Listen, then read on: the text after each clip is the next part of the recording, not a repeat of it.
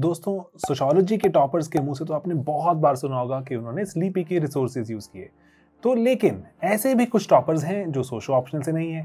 वो क्यों स्लीपी का नाम लेते हैं? दोस्तों, हम स्लीपी क्लासेस में जीएस एक्सटेंसिवली कवर करते हैं। ना सिर्फ यूट्यूब में डेली 4 वीडियोस आते हैं दोस्तों वहां पर, बल्कि हमारे पेड मॉड्यूल्स हैं। आज भी भारत के most cost effective paid modules systematically coverage करते हैं पूरे जो जीएस को, एंड मेंटरिंग भी अब तो शामिल है। दोस्तों, मैं आपको इनवाइट करता हूं इस पूरी जर्नी में जो कि भारत के ग्रास रूट से क्रिएट कर रही है अब टॉपर्स। साहिल के सुकून से इनकार है किसे, पर तूफान से लड़ने का मजा ही कुछ और है। Hello everyone, I am Ankit Yadav. I have secured all India rank 25 in Indian Structural Service Examination conducted by UPSC, and this was my second attempt. And with respect to my introduction, I originally belong to Sultanpur district of Uttar Pradesh, and I have done most of my schooling from Lucknow. I have completed my graduation and post graduation from Lucknow University, and today I am here to tell something about my strategy in detail, how one can crack this examination without the help of the coaching. So I will divide this video into the 4 parts. In the first part, I will discuss the general things about the examination. In the second part, we will discuss about the general papers, and in the third part, we will discuss about core statistical paper. That is, there are 4 papers. And in the fourth part, I will discuss the other things. So let's come to the first part. First of all, the aspirant who want to come into the process of this examinations, they must understand the process of the examination. Means go through the previous year question papers, and do analyze the papers. At this time, you have to identify the minimum and common material that other aspirants are following and the selected candidates are following, and you must stick to that material. And इसी के साथ साथ आपको देखना पड़ेगा कि बहुत सारे जो मार्कशीट्स हैं अवेलेबल हैं टेलीग्राम पे, वहां से देख के ये आइडेंटिफाई कर सकते हैं कि कौन से पेपर्स में आप स्कोर अच्छा कर सकते हैं, कौन सा ज्यादा स्कोरिंग है। और इसी फेज के दौरान आपको ये भी डिसाइड करना पड़ेगा कि आपको कोचिंग करना है कि नहीं करना है। और मुझे लगता है कि कोचिंग करना और ना करना एक आपका कॉन्फिडेंस पे डिपेंड करता है। It completely depends on your willpower, that how capable you are and how you are confident in your strategies and your knowledge. So मैंने कोचिंग नहीं करी थी, और मुझे लगता है कि इससे पहले बहुत सारे लोगों ने बिना कोचिंग के इसको एग्जाम को निकाला है, तो निकल सकता है आसानी से। वो कहते हैं ना कि तूफानों से आंख मिलाओ, सैलाबों पर वार करो, मल्लाहों का चक्कर छोड़ो, तय के दरिया पार करो। तो ये मेरी चॉइस थी। मुझे लगता है कि अगर आपने सोचा है कोचिंग नहीं करने को, तो इस प्रिपरेशन के फेज में आपको ही कृष्ण बनना पड़ेगा, आपको ही अर्जुन बनना पड़ेगा। मतलब आपको ही स्वयं से उपदेश देना पड़ेगा, और उस रास्ते पे चलना भी स्वयं पड़ेगा। मतलब समझाना भी स्वयं को हो, समझना भी स्वयं को है। तो ये बहुत इंटरेस्टिंग होता है। लेकिन जब आपका इन सब के बीच आपका केवल एक ही टारगेट होगा कि आपका नाम यूपीएससी जो फाइनल लिस्ट जारी करती है उसमें होना, और जब इन सब के बाद जब आपका नाम उसमें होगा तो बहुत ही खुशी होगी, एक अलग लेवल की खुशी होती है। तो इसलिए जो है मुझे लगता है ये बिना कोचिंग के हो सकता है, और बहुत सारे लोगों ने किया है। और इसके साथ साथ बहुत इंपॉर्टेंट चीज जो जनरल चीजों में है कि आप इस एग्जाम में आने से पहले ये जान लीजिए कि इसमें डॉक्यूमेंट्स कौन कौन से लगते हैं। बहुत इंपॉर्टेंट डॉक्यूमेंट कई बार लगते हैं, और इस बार ऐसा हुआ कि 3 बच्चों ने रिटर्न क्वालिफाई किया और डॉक्यूमेंट की वजह से उनको इंटरव्यू नहीं देने मिला। तो आप एग्जाम में आने से पहले जो डॉक्यूमेंट जरूरी है उसको आप प्रिपेयर करा लीजिए, और वेरीफाई होने चाहिए, ताकि बाद में प्रोसेस के दौरान या आपका रिटर्न क्वालिफाई हुआ तो उसमें कोई प्रॉब्लम ना आए। So now come to the second part of the video, that is general paper. There are 2 general papers. One is general English and other is general study. So in the general English paper there are 6 questions, and the first question is essay. So मुझे लगता है कि एसे में अगर 4 point आप ध्यान रखेंगे तो बहुत काम करेगा। पहला ये है कि आपको इंट्रोडक्शन और कंक्लूजन आपका अप टू द टॉपिक होना चाहिए, कि टॉपिक से रिलेटेड होना चाहिए, और प्रिपेयर्ड होना चाहिए पहले से कि आप उसको लिख सकें सही से। और सेकेंडली जो इंट्रोडक्शन और कंक्लूजन दोनों कनेक्टेड होने चाहिए। थर्ड थिंग, जो आप बॉडी पार्ट में लिखते हैं एसे में, वो बॉडी पार्ट उस टॉपिक से रिलेवेंट होना चाहिए। इरेलीवेंट मैटर ना लिखें तो ज्यादा बेहतर होगा, उससे अच्छे मार्क्स आ सकते हैं रिलेवेंट लिखने से। एंड फोर्थ थिंग ये है, आपको देखना है कि आपको बाउंड्री वाल पता होना चाहिए कि टॉपिक का बाउंड्री वाल क्या है, और उसके बियॉन्ड मत जाइए, उसी में आप उस टॉपिक को डिस्क्राइब करिए। इससे आपका एसे अच्छा होगा और उसमें अच्छे से लिख सकते हैं। इसके लिए आप कुछ प्रीवियस ईयर के जो सीएससी के टॉपर्स होते हैं उनके आंसर बुक्स देख सकते हैं, जो बहुत सारे साइट्स पर अवेलेबल रहती है। Now come to the second question, that is precis. Precis के लिए आपको ये जानने की जरूरत है कि प्रेसी को लिखने का नियम रूल्स क्या होता है। तो उन रूल्स को आप आइडेंटिफाई करिए कि कैसे हम 100 वर्ड के एक प्रेसी को 30 वर्ड में कर सकते हैं। तो उसके कुछ रूल्स होते हैं, कहाँ आपको कौन सा पर्सन यूज करना है, कौन सा मीन्स कैसे स्टार्ट करना है, कैसे कंक्लूड करना है, तो उसका भी तरीका आप ऑनलाइन देख सकते हैं। नाउ तीसरा क्वेश्चन होता है वो पैराग्राफ होता है। पैराग्राफ में आप कोशिश ये करें कि आप प्रीवियस ईयर क्वेश्चन के 15 से 20 पैराग्राफ देख के जाएं और उसी में से क्वेश्चन आ जाएंगे, आप उसी में से कर लेंगे। इसमें ध्यान रखना होता है कि कई बार आपको एक लाइन दी रहती है, उसी को आपको डिस्क्राइब करना होता है और उस लाइन का अगर हम सही से अर्थ ना समझें तो आप गलत डिस्क्राइब कर सकते हैं। तो इससे बेहतर है कि जो है आप उसको लिखने से पहले अच्छे से समझ लीजिए कि उसमें पूछा क्या गया है और लिखने आप क्या जा रहे हैं, और उसको भी आप अच्छे से उसमें इंट्रोडक्शन और कंक्लूजन एक दिखाइए और बॉडी भी पार्ट दिखाइए, ताकि वो 5 नंबर का होता है उसमें अच्छे से आप कर सकते हैं। Now come to the third, fourth and fifth question, that is words and adding phrases. और वर्ड्स और एडिंग फ्रेजेस के लिए मैंने एक 1000 वर्ड का द हिंदू का एडिटोरियल आता है, पीडीएफ आता है एक तरह से, और उस पीडीएफ में 1000 वर्ड रहते हैं जो कि रिसेंट द हिंदू पेपर में आए रहते हैं या फिर किसी और पेपर में आए रहते हैं, वो ऑनलाइन अवेलेबल रहता है इजीली। वहां से आप उसको डाउनलोड कर सकते हैं और पर डे 10 से 15 वर्ड आप देखते रहिए। तो या पर डे नहीं देख पा रहे हैं तो वीक में 1-2 दिन देखते रहेंगे तो आपको लास्ट तक आपकी वोकैब स्ट्रांग हो जाएगी, उससे इंग्लिश भी इंप्रूव होगी। और उसमें कई बार ऐसा होता है कि आप 1-5 आते हैं तो 1-2 भी अगर आपके सही होते हैं तो उससे बहुत स्कोरिंग हो सकता है इंग्लिश के पेपर। नाउ इसी तरह आप जो है इडियम्स और फ्रेजेस के लिए भी कर सकते हैं। और जो इसका 6th क्वेश्चन होता है वो ग्रामर होता है। ग्रामर के लिए आप प्लिंथ टू पैरामाउंट बुक आती है, उसको फॉलो कर सकते हैं। इसमें आपको ये ध्यान रखना है कि जो बेसिक रूल्स है ग्रामर की वो आपको अच्छे से पता हो, और साथ साथ एक्सेप्शन जो है ग्रामर में कुछ रूल्स के एक्सेप्शन होते हैं वो आपको ध्यान रखने चाहिए, क्योंकि कई बार डायरेक्टली ये पूछ लिया जाता है। इतना करने से इंग्लिश में लगभग अच्छा स्कोर कर सकते हैं। Now come to the second GS paper. GS paper में 4 सेक्शन होते हैं, हिस्ट्री, ज्योग्राफी, पॉलिटी और इकोनॉमी। हिस्ट्री के लिए मैंने एंशिएंट हिस्ट्री के लिए एंशिएंट और मिडिवल के लिए मैंने तमिलनाडु बोर्ड के एनसीईआरटी को फॉलो किया था, और एनसीए और मॉडर्न के लिए मैंने राजीव अहिर की एक्सपेक्टेंट फॉलो की थी। इसमें सारा कुछ नहीं पढ़ना होता है, इसमें आपको सिलेक्टेड पढ़ना रहेगा, क्योंकि इसमें टॉपिक इतना वास्ट है, हिस्ट्री का कोर्स इतना वास्ट है कि सब कुछ पढ़ना और उतना कॉस्ट बेनिफिट नहीं हो सकता है।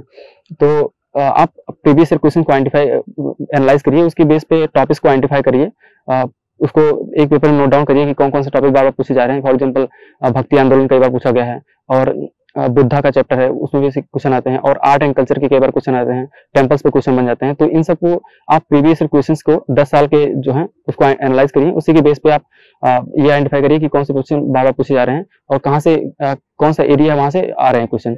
तो उसके आधार पर ही नोट्स बनाएं, और नोट्स आपका शॉर्ट होना चाहिए। सेम चीज आपको पॉलिटी के लिए करना है। पॉलिटी के लिए M Laxmikanth is the best book, और वहां से आपको सारे टॉपिक नहीं पढ़ने, आइडेंटिफाइड करिए कौन से टॉपिक बार बार पूछे जा रहे हैं।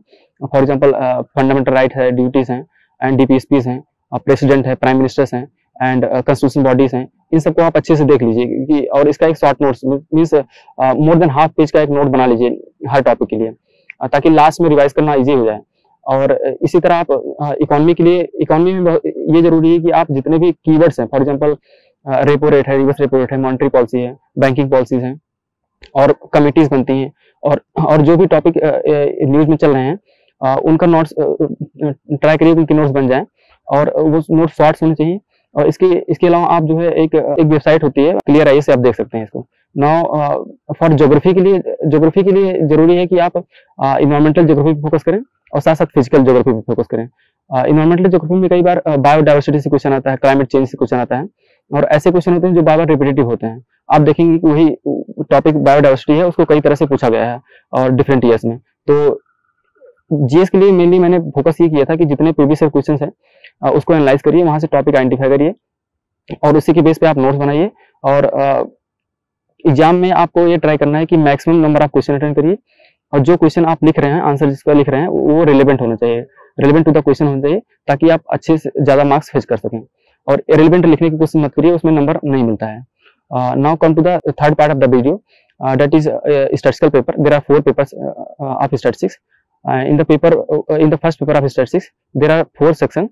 पहला probability and distribution होता है, and second is statistical method, and तीसरा numerical analysis होता है, and fourth is computer. So probability and distribution और statistical method के लिए मैंने 2 बुक मेनली फॉलो की थी। एक fundamental of mathematical statistics by Gupta and Kapoor, and second one is a treatise on the statistical inference and distribution, that is given by the Divyajyoti Bhattacharya ji.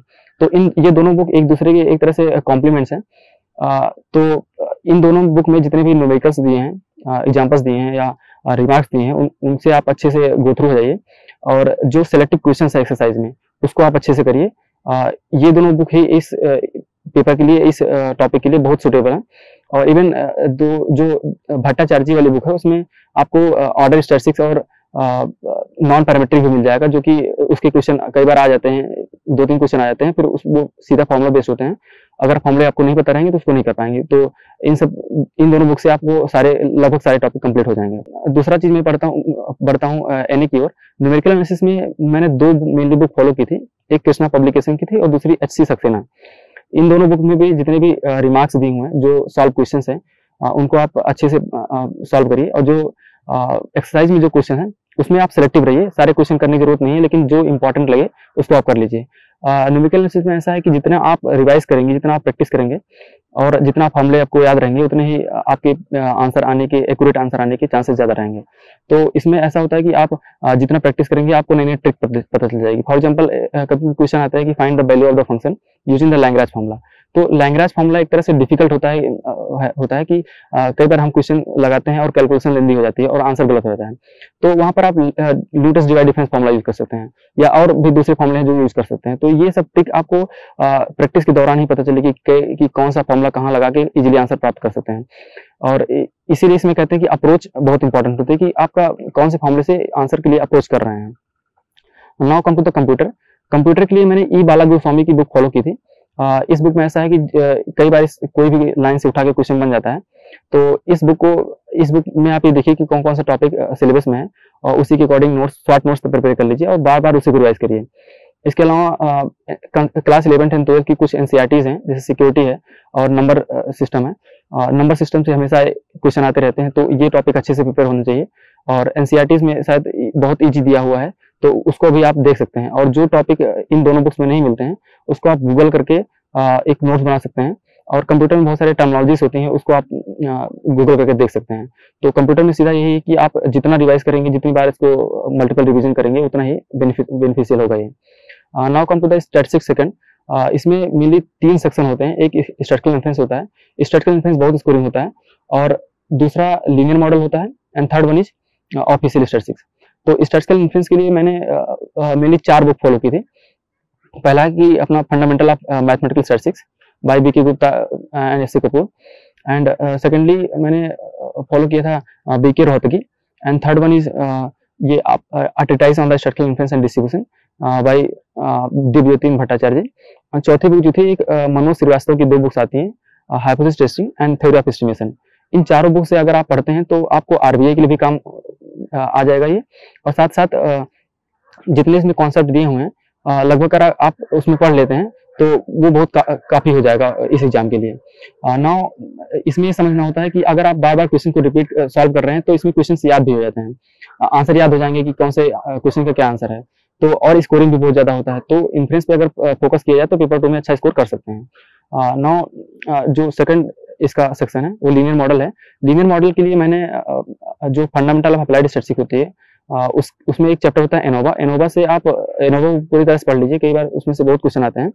और दूसरा एक बुक है linear model in statistics by Alvin C Rencher. उसमें भी बहुत सारे concept दिए हैं। इसमें इसलिए ये देखिए आप कि मल्टीवेरिएट से रिलेटेड भी कुछ कॉन्सेप्ट पूछे जाते हैं, और इसमें लीनियर मॉडल का भी कुछ कॉन्सेप्ट रहता है। तो एक तरह से आपको मैट्रिक्स से भी एक इंट्रोडक्शन लेना पड़ेगा, और कई बार जो है मैट्रिक्स के क्वेश्चन भी रिलेटेड कर जाते हैं, तो मैट्रिक्स का इंट्रोडक्शन आपको लेना पड़ेगा थोड़ा सा। और इन दोनों बुक के साथ साथ आप नेट के क्वेश्चन सॉल्व करिए, ICS के क्वेश्चन सॉल्व करिए, और मल्टीपल प्रैक्टिस करिए जो ICS में आए हुए हैं क्वेश्चन का। ये हो गया लीनियर मॉडल के लिए। और तीसरा हम ऑफिशियल स्टैटिस्टिक्स की तरफ बढ़ते हैं। तो ऑफिशियल स्टैटिस्टिक्स में ऐसा है कि आप मॉस्पी की वेबसाइट से जो एनुअल रिपोर्ट्स होते हैं उसको डाउनलोड करिए। उन एनुअल रिपोर्ट्स में जितने भी मॉस्पी के डिविजन्स होते हैं, जो डिपार्टमेंट्स होते हैं, उनके फंक्शंस क्या होते हैं, उनके डिफरेंट एक्टिविटीज क्या होती हैं, उन सबको जान सकते हैं। और इसके अलावा मॉस्पी की वेबसाइट के अलावा आप मिनिस्ट्री ऑफ होम की वेबसाइट पर जा सकते हैं और लेबर ब्यूरो की वेबसाइट पर जा सकते हैं। इन सब वेबसाइट से आप एनुअल रिपोर्ट डाउनलोड करिए और उनसे ही नोट्स बनाइए। अगर एनुअल रिपोर्ट में ज़्यादा चीज़ें नहीं मिलती हैं तो आप जो वेबसाइट पे भी अबाउट सेक्शन में जाके आप वहाँ से डाउनलोड करके वहाँ से आप कट कॉपी पेस्ट करके नोट्स बना सकते हैं, और यही आता है। इसके अलावा नेशनल इनकम के भी कुछ टॉपिक आते हैं, फॉर एग्जांपल जीडीपी हो गया और एनएनपी हो गया, इस पे बहुत सारे क्वेश्चन बनते हैं। तो इसके लिए मैंने रमेश सिंह की इकोनॉमी की में एक नेशनल इनकम का चैप्टर है, उस चैप्टर को आप पूरे तरह से पढ़ लीजिए और वहीं से आप क्वेश्चन को कर सकते हैं, वो बहुत स्कोरिंग होता है। नाउ ऑफिशियल सर्च के लिए आप जितना रिवाइज करेंगे, जितने मल्टीपल रिवीजन करेंगे और उतना ही बेनिफिशियल होगा। अब इस पेपर 1 और 2 में आपको ये ध्यान रखना है कि जो आपके नोट्स हों वो बहुत क्रिस्पी होना चाहिए, और जब आप पेपर की प्रैक्टिस करिए तो जो क्वेश्चन आपको नहीं आता है तो उसको आइडेंटिफाई करके उसको नोट्स में आपने शामिल करिए कि कौन सा ऐसा फैक्ट है जो आपको उस क्वेश्चन को सॉल्व करने के दौरान मिला और हो सकता है कि अगली बार मिले, तो वो डायरेक्टली आप उसको अपने नोट्स में लिख दीजिए। इससे ये होगा कि आप जब दोबारा करेंगे तो वो आपको करते टाइम वो टाइम भी बचेगा और उसका आंसर भी आपको याद रहेगा। और इसमें पेपर 1 और 2 के लिए जो मुझे सबसे बेनिफिशियल सोर्स लगता है वो एसईटी का लगता है। एसईटी जो स्टेट एलिजिबिलिटी टेस्ट होता है उसमें बहुत सारे स्टेट्स, जैसे फॉर एग्जांपल केरला है, कर्नाटका है, महाराष्ट्र है, ये सब ना एक स्टेट एलिजिबिलिटी टेस्ट कराते हैं। उस टेस्ट को आप सॉल्व करिए, उसके क्वेश्चन जो होते हैं वो बहुत ज्यादा आईसी से रिलेटेड होते हैं और उसको सॉल्व करते समय आप देखेंगे कि कई सारे नए कॉन्सेप्ट आपको पता चल रहे हैं। जो टॉपिक आपने पढ़ रखा है उस टॉपिक में कैसे कैसे नए नए क्वेश्चन बनते हैं उसको भी जानकारी आपको मिल सकती है। तो मुझे लगता है कि एसईटी के क्वेश्चन बहुत ज्यादा रिलेट करते हैं और बहुत बेनिफिशियल होते हैं, इसको सॉल्व करने से फायदा बहुत ज्यादा मिलेगा। Now come to the third paper of the statistics. इस थर्ड पेपर में मेनली तीन सेक्शन होते हैं। एक आपका सैम्पलिंग होता है, सेकंड इकोनॉमेट्रिक्स होता है and third one is time series and index number होता है। तो सैम्पलिंग के लिए मैंने मेनली 3 बुक फॉलो की थी। पहली fundamental of applied statistics and secondly Salabh sir की नोट्स, और तीसरी जो बुक थी वो दरोगा सिंह की थी। इसके अलावा आप न्यूमेरिकल्स के लिए एक बुक आती है सरजिंदर सिंह की, उसको फॉलो कर सकते हैं। उसमें बहुत सारे न्यूमेरिकल्स अच्छे हैं। तो कोशिश इसमें ये करना होता है कि न्यूमेरिकल्स कई बार कंफ्यूजिंग हो जाते हैं कि आता है तो उसमें समझ नहीं आता कि हमको यहाँ पर 2 स्टेज यूज करना है या 2 फेज यूज करना है। तो इसके लिए सबसे अच्छा तरीका ये है कि जितने टॉपिक्स हैं, जितने सैम्पलिंग की टेक्निक्स हैं, उस सब टेक्निक पे आपको 1 से 2 न्यूमेरिकल प्रिपेयर कर लेना है, ताकि अगर कोई क्वेश्चन आता है तो आपको ये पता चल जाए कि कौन से फॉर्मूला यूज करना है और कौन सी टेक्निक लगानी है हमको। इसके अलावा जो आपका सेकंड टॉपिक होता है इकोनॉमेट्रिक्स होता है, उसके लिए मैंने 3 बुक फॉलो की थी। पहला सलभ सर की नोट आप देख सकते हैं, सेकेंडली जो गुजराती की बुक है वो काफी बेहतर है इसमें, और तीसरी बुक जो है न्यूमेरिकल्स के लिए शहजाद चौधरी की बुक है, उसको आप फॉलो करिए। और कुछ टॉपिक्स हैं जो इन तीनों बुक्स में कम मिलेंगे या फिर अच्छे से नहीं मिलेंगे, जैसे लिमिटेड इन्फॉर्मेशन, मैक्सिमम लाइक्लीहुड है। इसके अलावा कई और टॉपिक्स हैं, उसके लिए आप ग्रीन की बुक या मडाला की बुक रेफर कर सकते हैं। इसमें ये ध्यान रखिए कि पेपर थर्ड में या किसी स्टार्ट के किसी भी पेपर में आपको किसी एक बुक से सारे सिलेबस कवर नहीं हो सकता है, तो बहुत सारे बुक्स को रेफर करना पड़ेगा और उससे अपना एक नोट्स बनाना पड़ेगा, और वो नोट्स बहुत काम का होना चाहिए और वो प्रीवियस ईयर क्वेश्चन पे बेस्ड होना चाहिए। तो इसीलिए मैंने कई बुक रेफर करी, और इन सारे बुक में जो मैंने बताया इनमें सब कुछ आपको नहीं पढ़ना होता है। आपको टॉपिक वाइज जाके जो टॉपिक आए हुए हैं उससे रिलेटेड क्या आ सकता है वो आपको देख लेना है। Now come to the third section of this paper, that is index number and time series. Basic index number और टाइम सीरीज के लिए मैंने फंडामेंटल ऑफ अप्लाइड स्टैटिस्टिक्स को फॉलो किया था। इसमें जितने भी सॉल्व न्यूमेरिकल्स हैं और जो टॉपिक दिए हुए हैं उसको आप अच्छे से करिए। इंडेक्स नंबर के लिए और कोई बुक नहीं करेंगे तब भी चल जाएगा। और टाइम सीरीज में एडवांस टाइम सीरीज के लिए एक एल्विन सी रेंजर की बुक आती है, टाइम सीरीज एंड फोरकास्टिंग करके, तो उसको आप रेफर कर सकते हैं। उसमें एडवांस टाइम सीरीज की बहुत सारे टॉपिक्स जैसे अरीमा है, आर्मा है, एमए है, एआरएमए है, तो उसको आप जान सकते हैं। और उसमें फोरकास्टिंग के बारे में अच्छी जानकारी दी गई है। तो Alvin C Rencher is the best book for the time series. Paper third में आपको ये कोशिश करना है कि जब आप पेपर सॉल्व करें एग्जाम में, तो पेपर सॉल्व करने से पहले आपको क्वेश्चंस चूज करना, जो आप कौन सा क्वेश्चन आपको करना है ये वाइसली होना चाहिए कि क्योंकि एक क्वेश्चन में 3 सेक्शन होते हैं, तो वो तीनों सेक्शन आपको अच्छे से पता हो तभी आप क्वेश्चन को सॉल्व करने के लिए आगे बढ़ें। और कोशिश ये करना चाहिए जितने भी टॉपिक दिए हैं पेपर थर्ड में वो पूरे करके जाएं। कई बार ऐसा होता है कि 2 टॉपिक आप पढ़ के जाएंगे, तीसरा नहीं पढ़ के जाते हैं या इग्नोर करके जाते हैं, तो उस तीसरे टॉपिक से कई अच्छे क्वेश्चन आ जाते हैं, इजी होते हैं और उसको करना मुश्किल हो जाता है, क्योंकि 2 क्वेश्चन आप कर सकेंगे, 1 क्वेश्चन नहीं हो पाएगा तो उससे स्कोर डाउन हो सकता है। तो ये रहा पेपर थर्ड की स्ट्रेटजी। और पेपर फोर्थ पे आते हैं। पेपर फोर्थ में there are 6 papers and out of these 6 papers you have to choose only 2. So I have chosen demography and multivariate. So for demography I have followed 3 books I have followed. First one is fundamental of applied statistics. इसमें जितने भी topics हैं, means जितने भी numericals हैं, solve numericals हैं, remarks हैं, उसको आपको अच्छे से देखना है। कई बार रिमार्क्स से क्वेश्चन बन जाता है। And second book that I have followed is ML Jhingan book. Third book जो है वो एक के श्रीनिवासन की ट्रेनिंग मैनुअल होती है, उसमें भी कुछ टॉपिक मिल जाएंगे आपको। तो इन तीनों बुक से आप देखिए जितने भी टॉपिक सिलेबस में दिए हैं उसको इन तीनों बुक से ही कवर करिए। इसमें सारे बुक्स सारे टॉपिक कवर हैं। और अब आते हैं हम मल्टीवेरिएट पे। मल्टीवेरिएट के लिए मैंने एक जॉनसन एंड विचरन की बुक फॉलो की थी, और दूसरी बुक जो थी एक सर है आर्यू खान सर है, उनकी 75 पेजेस की नोट्स हैं, उसको आप देख सकते हैं। उसमें बहुत सारे टॉपिक्स अच्छे से सॉल्व हैं और डेरिवेशन भी किए गए हैं। और तीसरी बुक एक multivariate analysis by Alvin C Rencher आती है, इसमें न्यूमेरिकल्स काफी हैं। इन तीनों बुक्स को रेफर करिए, इससे मल्टीवेरिएट हो जाएगा। मल्टीवेरिएट के लिए जो विचरन और जॉनसन की बुक है उसके सॉल्यूशन भी ऑनलाइन अवेलेबल रहते हैं, और एक सॉल्यूशन के लिए बुक्स भी है, तो उसको भी आप देख सकते हैं। और पेपर फोर्थ में जितने भी पेपर बहुत स्कोरिंग होता है, तो इसमें ये कोशिश करना चाहिए कि जो टॉपिक्स दिए हुए हैं और उन सारे टॉपिक्स पे नोट्स आपके हों, क्योंकि कई बार कोई भी टॉपिक से क्वेश्चन बन जाता है और सारे नोट्स हों। और इन दोनों जो सेक्शन होते हैं जो 100 मार्क्स के होते हैं, तो इसमें ये कोशिश करना चाहिए कि जब पेपर अटेंड करें तो इक्वल टाइम दोनों को दें, ताकि पेपर पूरे से तरीके से हो जाए। और इसके साथ साथ जब पेपर थर्ड और फोर्थ में जब हम सॉल्व करते हैं, तो ये कोशिश करना चाहिए कि जितने आईएएस के क्वेश्चन हैं वो सारे सॉल्व हों। इसके साथ साथ आईएएस के भी सीएसई एग्जाम में जो होते हैं वो सॉल्व हों, और आईएफएस इंडियन फॉरेस्ट सर्विस के वो सारे क्वेश्चन सॉल्व करिए। अगर ये सारे क्वेश्चन आप सॉल्व करते हैं तो एग्जाम में बहुत बेनिफिट मिलता है इसका, क्योंकि ऐसा होता है कि वही सब क्वेश्चन आपको रिपीट होते हैं, कुछ अलग तरीके से रहते हैं, लेकिन क्वेश्चन सारे वही रहते हैं, टॉपिक वही रहता है। तो ये कोशिश करना चाहिए कि जितने पेपर आपको मिल जा रहे हैं जो यूपीएससी कंडक्ट कराता है, उसके पेपर आप सॉल्व कर लें। तो ये इन 4 पेपर की स्ट्रेटजी रही। Now come to the some general things about what need to do, what not to do. पहला ये है कि आप जब आपका एग्जाम होने वाला हो, 3 महीने बचे हों, तो उस टाइम आपको ध्यान रखना चाहिए कि 2 महीने पहले आप जो है शॉर्ट नोट सारे प्रिपेयर करें, ताकि उसको आप पहले से रिवाइज कर सकें। और 3 महीने पहले आप जो है एमसीक्यू की प्रैक्टिस को डबल कर दीजिए, जितना आप कर रहे हैं उस पर ज्यादा फोकस करिए। इस समय आपको एनालिसिस पे ध्यान देना होता है। फॉर एग्जाम्पल मेरा था कि जब मैं सुबह उठता था, उसके बाद अपना ब्रेकफास्ट करने के बाद मेरा पहला काम होता था कि 2 घंटे एमसीक्यूज को सॉल्व करना। एमसीक्यूज को आप सॉल्व करिए, और उस एमसीक्यूज को लास्ट में आपको एनालिसिस भी करना है। जितना टाइम, जैसे मान लीजिए 2 घंटा मैंने सॉल्व किया, और लास्ट में 1 से 1.5 घंटा मैं उसको एनालिसिस करता था कि कोई क्वेश्चन मैंने गलत किया तो उसमें गलती क्या रही, और कोई नया क्वेश्चन आया उसमें नया फैक्ट मिला तो उस फैक्ट को मैं डायरेक्टली अपने नोट्स में लिखता था। तो ये प्रोसेस अगर आप करेंगे 2 से 2.5 महीने, तो बहुत ज्यादा इंप्रूवमेंट होता है, और गलती करने के चांसेस भी कम होंगे। मतलब इस पूरे प्रोसेस के दौरान आपको आइडेंटिफाई करना है कि हम गलतियां कैसे कर रहे हैं, और उन गलतियों पर बार बार काम करना है, और इससे वो रिड्यूस हो जाएगा। और दूसरी चीज इसमें यह है कि मेरा पूरे जब थ्रू आउट द प्रिपरेशन मैंने पूरे साल वॉकिंग पे मैं शाम को जाता था, रनिंग पे जाता था। तो एक ये भी कहूंगा कि आपको इस पूरे फेज के दौरान बौद्धिक रूप से तो स्ट्रांग होना ही है, साथ साथ शारीरिक और मानसिक रूप से भी होना है। इसके लिए आप एक एक्सरसाइज कर सकते हैं, फिजिकली फिट रहेंगे और मेंटली भी स्ट्रांग हो सकते हैं। तो जरूरी नहीं कि आप दिन भर पढ़ते रहिए, आप जितना पॉसिबल हो सके आप पढ़िए और अपने आप को स्वस्थ भी रखिए, क्योंकि ये प्रोसेस छोटा नहीं होता, लंबा होता है।